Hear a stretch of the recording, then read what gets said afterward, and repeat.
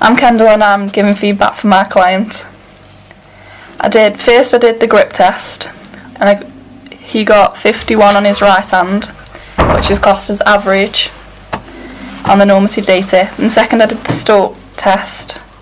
On his left foot he got 4 seconds, on his right foot he got 8 seconds, which is poor for both of those. The third test that I did was the Illinois test, which he got 17.39, which is average. Fourth I did the 30-metre sprint test, which he got 4.6, which is very good on the normative data. The fifth one that I did was the bleep test, which he got level 7, shuttle 7, which is fair. And on the sit and reach test he got 31 centimetres, which is super. I did them in this order because it didn't affect the heart rate.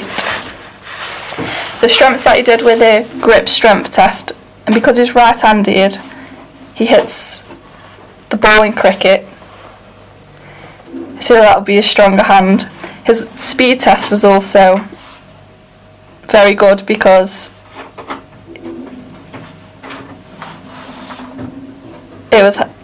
he runs from wicket to wicket fast. The improvements that he needs to do is his balance, so he can stay upright during the game. He could improve this by using the Wii Fit balance board because it will give him a better idea of the parts that he needs to improve and which leg is stronger and which is weaker. One of the games on there is a yoga game, which helps him to get into positions to stay upright, and it helped to improve the weaker side.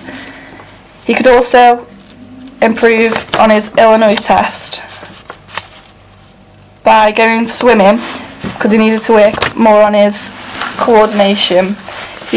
By doing swimming, he could do the butterfly, because he needs to concentrate on staying in an upright position and moving his arms and legs at the same time.